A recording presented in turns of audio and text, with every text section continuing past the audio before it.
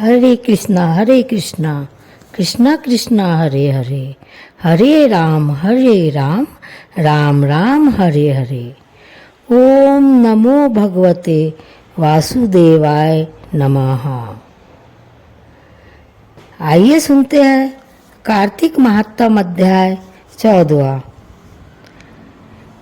हे राजन, इस प्रकार उसको धर्मपूर्वक राज्य करते देखकर देवता क्षुब्ध हो गए। उन्होंने देवाधिदेव भगवान शंकर का मन में स्मरण करना प्रारंभ कर दिया। कितने ही प्रकार से स्तुति की, तब भक्तों की कामना पूरी करने वाले शंकर जी ने नारद को बुलाकर देव कार्य करने की इच्छा से उनको देवपुरी भेजा। शंकर भक्त नारद भगवान शंकर की आज्ञा से देवपुरी में गए। इंद्र आदि सभी देवता व्याकुल हो शीघ्रता से उठकर श्री नारद जी की स्तुति करने लगे। उत्कंठा भरी दृष्टि से सबने नारद जी की ओर देखा, अपने सब दुखों को कहकर उन्हें नाश करने की प्रार्थना की। नारद जी ने कहा, मैं सब कुछ जानता हूँ, इसलिए अब मैं दैत्य राज्य जलंधर के पास जा रहा हूँ।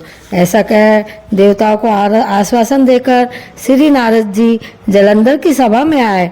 जलंधर ने नारद जी के चरणों की पूजा कर हंसते हुए कहा, हे ब्राह्मण, कहिए आप कहाँ से आ रहे हैं और कहाँ कहाँ पर आपने क्या क्या देखा, यहाँ कैसे आए हैं? मेरे योग्य जो सेवा हो उसके लिए मुझे आज्ञा दीजिए।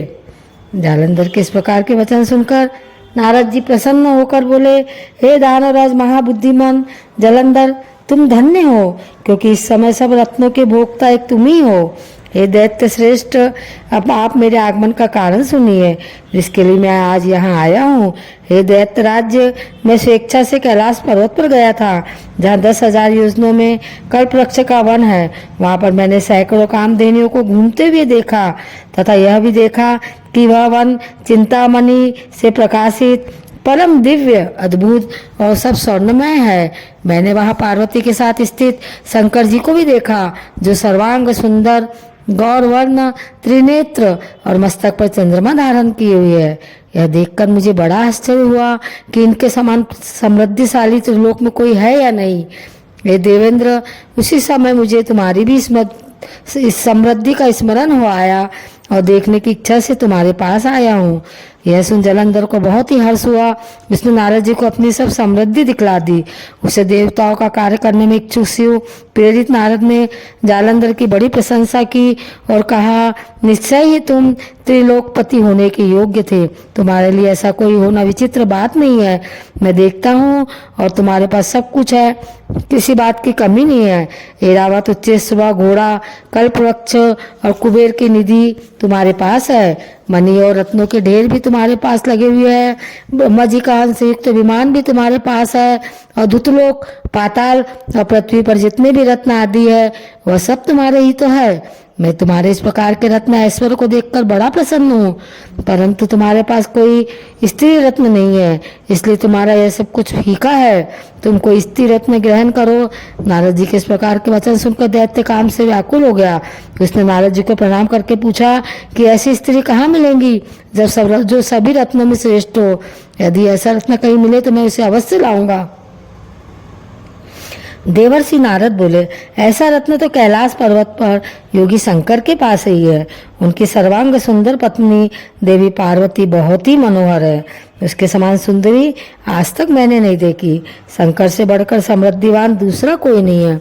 उसके इस रत्न की महिमा तीनों लोकों में कहीं पर भी नहीं है।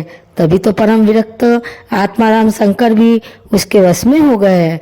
देवर्षि नारद उस दैत्य से ऐसा कहकर अन्य कार्य करने की इच्छा से आकाश मार्ग से चले गए।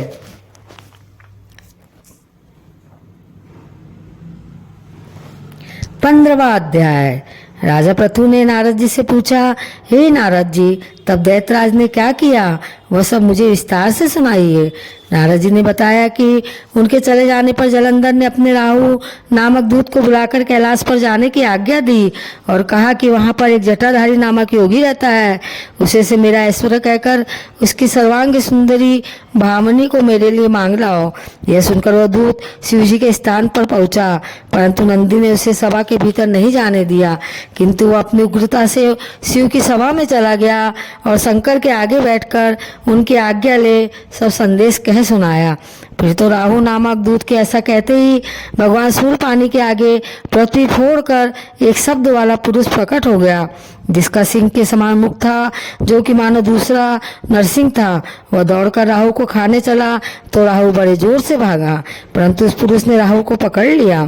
फिर इसने शिव जी की शरण में ले अपनी रक्षा मांगी। शिव जी ने उस पुरुष से राहु को छोड़ देने को कहा। उसने कहा, मुझे बड़े जोर की भूख लगी है, मैं क्या खाऊं? तब महेश्वरी ने कहा, यदि तुझे भूख लगी है तो शीघ्र ही अपने हाथ पैरों का मांस भक्षण कर ले। शिव जी की आज्ञा से वह पुरुष अपने हाथ और पैर का मांस भक्षण कर गया। अब केवल उसका सिर मात्र शेष रह गया। तब उसका ऐसा कृत्य देख शिव जी ने प्रसन्न होकर उसे अपना आज्ञाकारी मानकर अपना परम प्रिय गण बना लिया और कहा कि मेरी पूजा की तरह अब तेरी भी सदैव पूजा होती रहेंगी, और जो मेरी पूजा नहीं करेंगे वह मेरे प्रिय न होंगे। शिव जी से ऐसा वर पाकर उस पुरुष को बड़ी प्रसन्नता हुई। उस दिन से वह शिव जी द्वारा स्वीकृति मुख नामक गण होकर स्थित रहने लगा।